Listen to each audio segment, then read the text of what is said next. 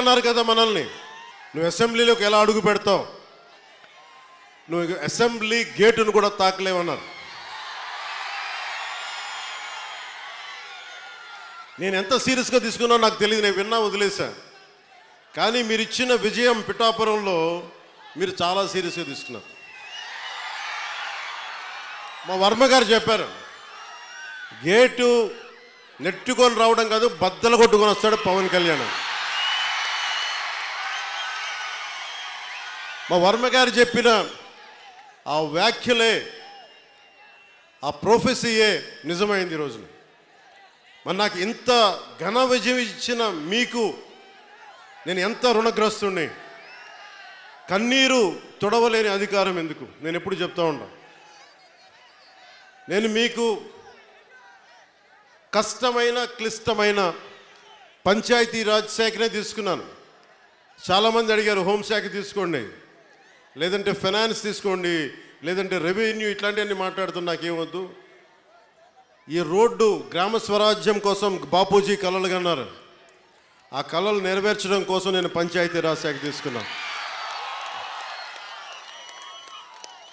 నేను ఒకటే చెప్పాను అధికార యంత్రాంగానికి అందరికీ మొట్టమొదటి మీటింగ్లో, నాకు లంచాలు అవసరం లేదు, మిమ్మల్ని ఎవరిని డబ్బులు అడగను, నేను ఈ కాంట్రాక్ట్ ఎవరికి ఇస్తున్నారని అడగను. కానీ నేను అడిగేదల్లా ఇచ్చిన కాంట్రాక్టర్ సవ్యంగా పనిచేస్తాడా లేదా, అదొకటి అడుగుతున్నాను. అలాగే ముందస్తుగా చెప్పిన మీటింగ్లో, రివ్యూ మీటింగ్లో ఒకటే అడిగా, నేను ఇప్పుడు దాకా నా జీవితంలో నేను సంపాదించిన డబ్బు అకౌంట్లో కూడా ఎప్పుడు చూడడం.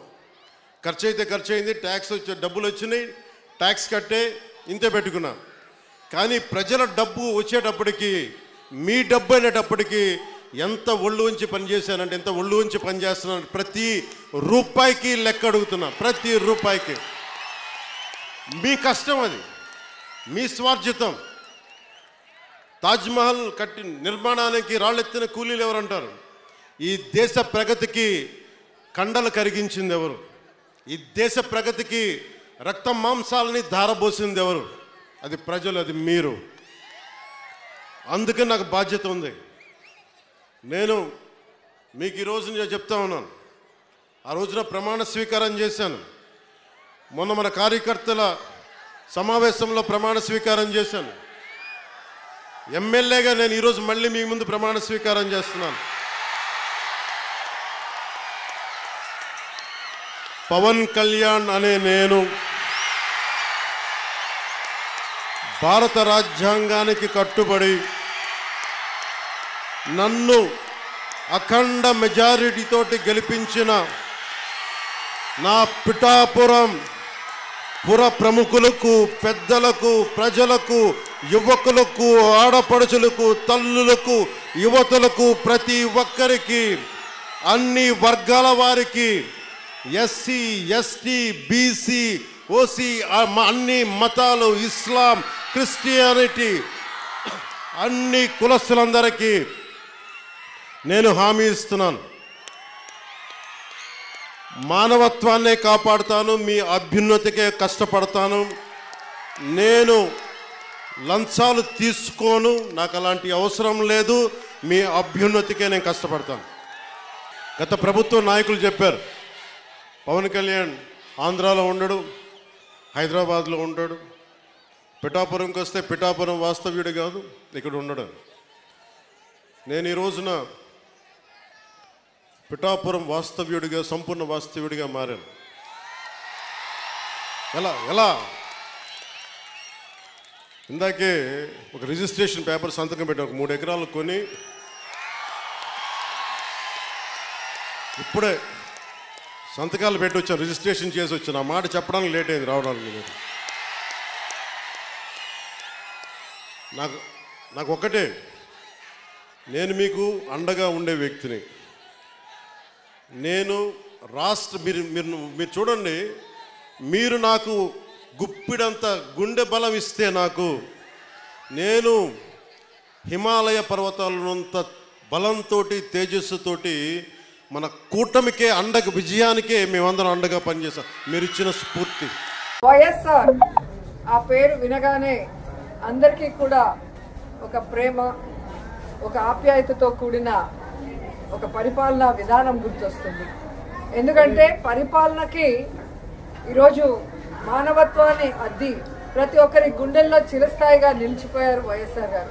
అందుకే ఈరోజు ఆయన చనిపోయి 14 సంవత్సరాలు పూర్తవుతున్నా ఇంకా కూడా ఎవరు ఆయన్ని మర్చిపోలేరు, భవిష్యత్తులో కూడా మర్చిపోరు అని గర్వంగా చెప్పగలను. ఎందుకంటే ఈ రాష్ట్ర రాజకీయాల్లో పెను మార్పును తీసుకొచ్చి పేదవాడికి నేనున్నాను అంటూ ఆయన ఇంటి వద్దకే అన్నీ కూడా తీసుకొచ్చి అందించిన ఘనత వైఎస్ఆర్ కుటుంబానికే దక్కింది. ఎందుకంటే వాళ్ళు ప్రజల్ని తమ కుటుంబ సభ్యులుగా భావిస్తారు, అభిమానిస్తారు. వారికి ఏదైనా అయితే అది తమకైనట్టుగా తల్లడిల్లిపోతారు. కాబట్టే ఆ కుటుంబం అంటే అందరికీ కూడా మక్కువ. కానీ రాజశేఖర్ రెడ్డి గారు ఏ విధంగా అయితే తన పాదయాత్రలో ఒక ప్రభంజనాన్ని సృష్టించారో, ప్రజల కష్టాల్ని, రైతుల కష్టాల్ని, ముఖ్యంగా పేదవాడి కష్టాన్ని దగ్గర నుంచి చూసి అవన్నీ దూరం చేయాలి అని ఒక నిర్ణయం తీసుకొని ముఖ్యమంత్రి అయిన తర్వాత ఆయన చేపట్టిన అనేక చారిత్రాత్మక నిర్ణయాలతో, సంక్షేమ పథకాలతో మరి ప్రతి ఒక్కరి గుండెల్లో కూడా ఈరోజు నిలిచిపోయారు. ఈరోజు హాస్పిటల్లో మరి సేవా కార్యక్రమాలు చేయడం జరుగుతుంది వైఎస్ఆర్ గారి జయంతి సందర్భంగా. సో 108 ఎంతో మందికి ప్రాణదానం చేశారు. అలాగే ఆరోగ్యశ్రీ ఎంతో మంది కుటుంబాల్ని ఈరోజు నిలబెట్టిన ఘనత వైఎస్ఆర్ గారికే దక్కింది. అలాగే రైతన్న వాడు బాగుంటే రాష్ట్రం బాగుంటుంది, దేశం బాగుంటుందని నమ్మారు. కాబట్టే రైతులకి అడిగింది కూడా చేయటం మనం అందరం కూడా గుర్తుపెట్టుకోవాల్సిన విషయం. ఇలా చెప్పుకుంటూ పోతే ఎన్నో. అందుకే వైఎస్ఆర్ అంటే ఒక బ్రాండ్, ఆయన ఒక లెజెండ్. సో రాజశేఖర్ రెడ్డి గారు మనకి కనిపించకుండా పోయిన తర్వాత అందరూ కూడా తల్లడిల్లిపోయాం. రాజన్న రాజ్యం లేకుండా ఎలా బ్రతకాలి, రాజన్న లేకుండా మనం ఎలా ముందుకు సాగాలి అని ఎంతోమంది భయభ్రాంతులకి, అలాగే బాధ తప్త హృదయంతో చాలా మంది ప్రాణాలు కూడా విడవటం మనం అందరం కూడా చూసాం. కానీ ఆశా కిరణం లాగా ఆయన కొడుకు పులివెందుల పులిబిడ్డ, రాజన్న ముద్దు బిడ్డ జగనన్న వచ్చిన తర్వాత మళ్ళీ దేవుడి పాలన ఎలా ఉంటుంది, రాజన్న పాలన ఎలా ఉంటుందో మరి మన అందరికీ కూడా చూపించడం జరిగింది.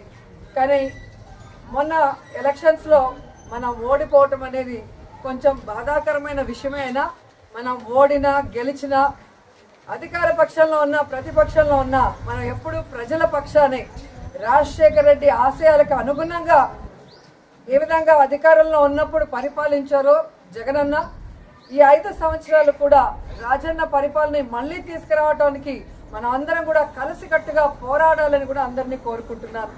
ఈరోజు రాష్ట్రంలో ఉన్న వైఎస్ఆర్ అభిమానులందరూ కూడా ముక్త కంఠంతో ప్రతిజ్ఞ చేయాలని కూడా కోరుకుంటున్నా. రాజన్న పాలన మళ్ళీ రావాలి, రాజన్న బిడ్డ మళ్ళీ ముఖ్యమంత్రి అవ్వాలి, మళ్ళీ పేదవాళ్ళ ప్రజల మొహాల్లో చిరునవ్వు రావాలి, వాళ్ళ కష్టాలు దూరం అయ్యే విధంగా మనం అందరం కలిసికట్టుగా పనిచేయాలని కోరుకుంటూ ఈరోజు వైఎస్ఆర్ గారి జయంతి సందర్భంగా ఆయన విగ్రహానికి పూలమాల వేసి ఇక్కడ సేవా కార్యక్రమాలకి అందరూ కూడా వచ్చిన ప్రతి ఒక్కరికి పేరు పేరున కృతజ్ఞతలు.